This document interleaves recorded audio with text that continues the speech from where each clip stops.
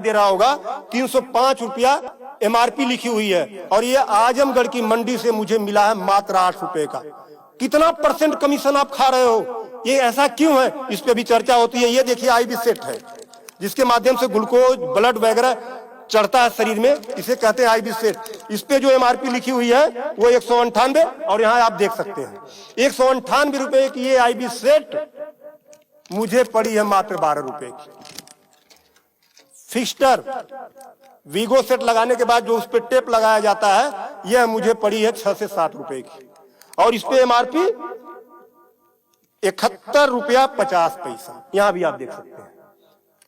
मैं इसलिए आपके बीच आया हूं। इसी प्रकार से बहुत सारे हजारों 2-3 हजार दवाएं ऐसी हैं जो 100 रुपए की दवा है 3000 की बिकती है।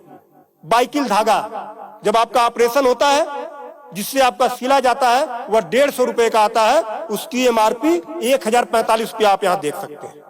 उसी प्रकार से लंग एक्सरसाइजर 150 रुपए का आता है जिसका प्रिंट रेट है 690 रुपया।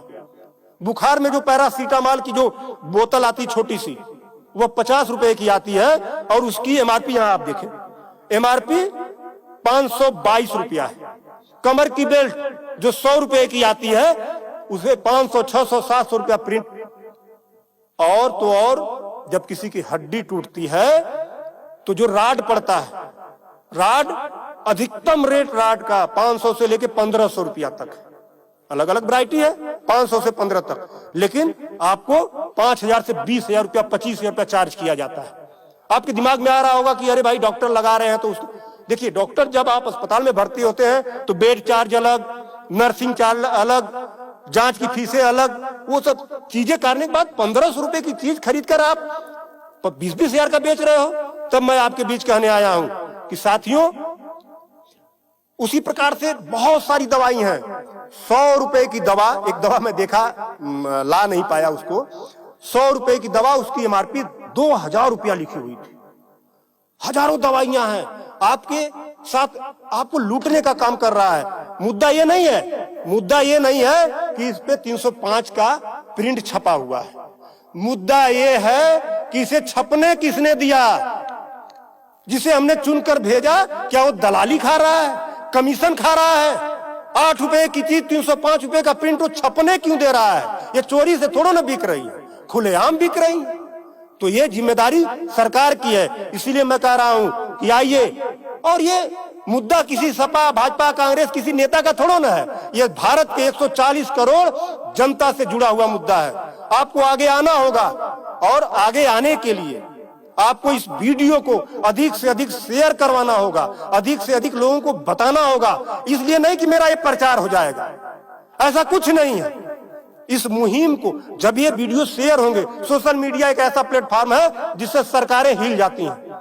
आज मैं इस चीज को लेकर आया हूं, यह जनता से जुड़ा हुआ मुद्दा है। जब आप मेरी इस बात को, जनता की इस आवाज को अपने इलेक्ट्रॉनिक गैजेट्स के माध्यम से आगे बढ़ाने का काम करेंगे, निश्चित रूप से सरकारें डरेंगी। और मैं तो कहता हूं सरकारों को जनता से डरना चाहिए, जनता को सरकारों से नहीं डरना चाहिए। तब मैं आपके बीच कहने आया हूं कि आइए मेरे इस मुहिम को आगे बढ़ाएं। कि बात 305 रुपए की नहीं है, बात उस गरीब की है, उस रिक्शा चालक की है जो दिन भर में 450 से लेकर 500 तक की मजदूरी पाता है। अगर उसकी तबीयत खराब हुई, वो बेहोश हो गया, उसके घर वाले किसी उसको अस्पताल लेकर जाते हैं तो 305 रुपया वो अस्पताल केवल वीगो का चार्ज कर लेगा, फिक्स्टर का 71 रुपया चार्ज कर लेगा और आईबी सेट का चार्ज कर लेगा। ये सब मिला के 600-700 रुपया हो गया। यानी उसकी 1.5 दिन की दिहाड़ी में अभी तो ग्लूकोज लगा ही नहीं, दवा कोई उसने खाया ही नहीं, बेड का चार्ज हमने बताया नहीं, अस्पताल का चार्ज हमने बताया नहीं। 1.5 दिन की दिहाड़ी उसकी केवल इस 3 आइटम से चली गई। आगे की दवा कहां से आएगी? तब उसका बाप खेत बेचेगा, उसकी बीबी गहना बेचेगी। इस तरह का लूट खसोट। और मैं तो कहता हूं शर्म करो ऐसा करने वाले लोगों। 8 रुपए की चीज 305 की बेचते हो। आज आपके अस्पताल में अगर जो दाई है उसका वेतन 7,000 है, यानी प्रत्येक दिन 210 रुपया।